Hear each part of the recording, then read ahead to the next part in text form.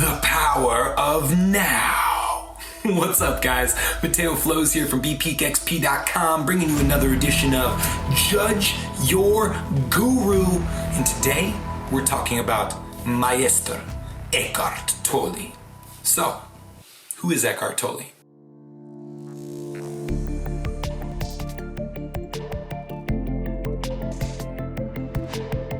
I first came across Eckhart Tolle's work around 2014 when I was doing my yoga teacher training and certification in Costa Rica. His book, The Power of Now, was required reading during that month-long immersion, and at the time was the biggest book on spirituality in the world. Oprah Winfrey was recommending him on her show, and almost anywhere you'd go, it was a household item to see a copy of The Power of Now on people's bookshelves. And from the moment I read this book, I found it very impactful. This concept of understanding that there's a distinction between the voice in your head and who you actually are. One thing that stood out to me the most that I remember was this idea of the pain body. This is an aspect of our mind that gets off and is attracted to negativity. From the second I heard that, I was like, wow, this makes a lot of sense, because if you look around, you see how much of the world is structured around this warped aspect of ourselves. If you've ever had miserable coworkers, you know the phenomenon of sitting around the water cooler and going, oh, you think you had a bad day? Let me tell you how bad my life is. Like, complaining is almost a pastime. And God forbid you be that person who comes in with positivity and says, hey, at least we're not starving kids in Africa right now, because you're going to get some angry side eye. And for a long time, this was something that I had to work on integrating, because it's not easy to go through the world aware of this, seeing it everywhere in the news, in the fear porn sensationalism that has captured the majority of our attention. It's all around us. It took me a while to build a life where I could find quality individuals who didn't live and feed and thrive off their pain body. So for that teaching, Eckhart, I thank you. Let's check out a little Eckhart Tolle so we can get a taste for his flavor of spiritual teaching. There is an outgoing movement into creation, and there's a return movement that wants to realize itself in its essence. The universe wants both. It wants to go out and create. It also wants to realize its own essence through you. In a human life that expresses as wanting to do things in this life, wanting to contribute to this life, wanting to create something, to make something of your life, your so-called life, it expresses as that. And the return movement, so you have the outward movement of the universe. The return movement expresses as coming totally into the present moment, stepping away from becoming into being. Becoming is the outward movement. What can I do now? I need to do something. I want to create this. I feel that there's something coming through me. I feel a piece of music wants to come through me. A book wants to be written or something, whatever. I want to do this or create this, set up this business or that, or whatever. And then it's this becoming, doing. But then there's another movement that says, I just want to be. Wow. I don't know about y'all, but I resonate with that quite a bit. Even here editing these YouTube videos and putting together this content for you, there is an active call within me to create and bring forward something that is useful and transformative to the world. And that does seem like a different directionality to just being. And being is something I've always have had to make a practice. It didn't come natural. I've always had the energy to go forward and want to generate and bring magic into the universe. But just sitting with what is. And you can almost sense it in his vocal presence when he speaks. It's much more slowed down. It's at ease. It doesn't feel rushed. Both of these are directionalities that the soul can move in. It can move outwardly into this direction of creation, and it can move inwardly into the power that is here now. And that's the basis of what Eckhart Tolle teaches. And be still. And this present moment, go deeply into this moment. I don't need to become anything at all. I just want to be fully who I am already and go deeply into being. So it's almost this contradictory movements. In some humans, the outward tendency is greater. In others, the inward tendency is greater. Both are necessary, and somehow both need to be there as long as you're here in a human form. Both, to some extent, will be in you, but they will be different to different degrees. Some are much more going within and to being, to the source. But I would suggest that it's not either or.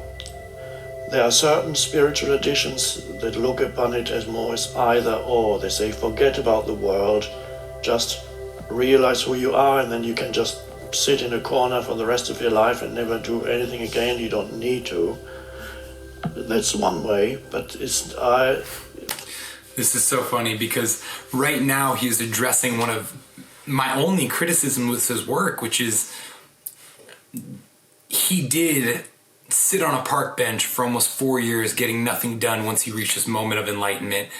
And the story of how he got there is a little hard to even believe. He says it happened overnight. He went from struggling and self-loathing to this enlightened state with one simple recognition. He was on the ground, feeling incredible depression, and he kept having this reoccurring thought loop of, I can't live with myself, I can't live with myself, I can't live with... And eventually, something came through to him, which is, how could he not live with himself? That internal statement proved that there was two different aspects of his being. And that little splintering of recognition caused a doorway to open up. And the way he describes it was almost like a psychedelic experience. He speaks of this want of the ego to hold on. And when he just let go and fully released, he doesn't even remember what happened next. But he woke up the next day and the colors were more vivid. He saw everything with fresh eyes. And if that doesn't sound like a post-blast-off experience, a transformation, I don't know what is. But the fact that he then went on to get almost nothing done but just sit on a park bench for the next 4 years always made me feel a little off. So I like that he addresses that in this, that it's not one or the other. It's not that you get enlightened and all of a sudden there's nothing to do. There's a way of integrating it, and there's a way of taking both these aspects of spiritual calling, both the call to bring something forward, to create, to become, and this call to come back into our knowing of what already is, that there is perfection innate. These are both sides of the coin, I guess you could say. Let's listen to him break it down. He's probably got much wiser words on this subject than me. For us, it's finding a certain balance, which doesn't mean it needs to be totally in balance. There are very few humans who are totally balanced between the outward movement of creating and the inward movement of connecting with your inner being and the source of all life. I think a big part of it is recognizing what your disposition is and then finding a little bit of the other side. So if you are a doer, like I myself am, you might find a lot of value in this turning in the opposite direction and finding that stillness and perfection within. If you're somebody who's predisposed to that acceptance, that allowing, then maybe you need a little bit more grind in your cup, if you know what I'm saying. A little bit more steam in your engine. Wherever your predisposition lies, the most value can be found in balancing out the other side. You need to have both. You need to have both. So that the universe can create through you without losing itself in its creations. Interesting. So you I can like create that, Eckhart. Well done. from a place of egoic need where you depend on the outcome. If I don't get that, I'll kill myself. If I don't get famous and rich, I don't know what I'll do. Not that, but a playful participation in the world of form and contributing to it, to the world of form, without losing itself in the creation and in the doing. If you become stressed, means you're losing yourself in the doing. This is more important than you completely forget. You become uprooted. You're no longer connected to the spaciousness. This video is getting pretty meta at this point because I'm getting a reminder to myself of what I need to be doing more as I do the opposite. This content I'm bringing to you, this attempt to reach through and share something of value, this deep soul need of mine is causing me some stress. And maybe you can relate to that. This want to have this reach people's eyes, to be heard, to be seen. It can weigh on you. So I'm grateful that the topic I'm covering is also medicine for myself, and hopefully it's medicine for you. And if you're sitting there and you're just scrolling through YouTube, let this be your permission to lean into that side of yourself that wants to create, to go forward and bring something into this world, because maybe that's the message you need to hear. Wherever you're at, I think Eckhart had something valuable to share. Within. So to be and do at the same time. Be and do at the same time. Are much more drawn to being. I call them frequency holders. They hold the frequency of being on the planet. They're not interested in creating huge things out there. They're interested in doing perhaps little things.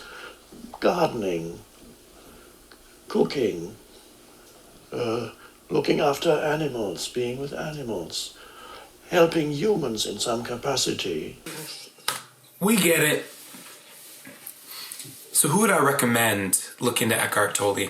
I'd recommend looking to Eckhart Tolle if you're finding that the stress of the day-to-day world has become too much to bear.